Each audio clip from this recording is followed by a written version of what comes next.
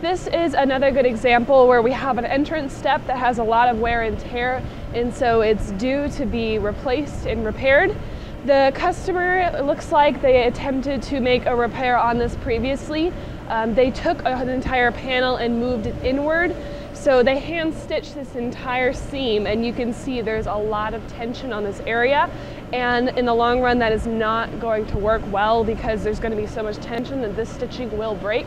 And so this isn't in a good condition to use, especially for with kids climbing in and out of it. It could possibly be a safety hazard.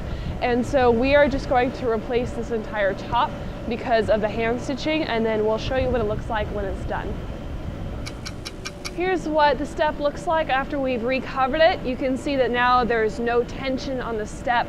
We don't have any pinching, and so it's going to keep this from causing any problems in the future. And now it's much safer to use, and it doesn't even look like it was replaced because we just replaced the entire top of this with brand new vinyl.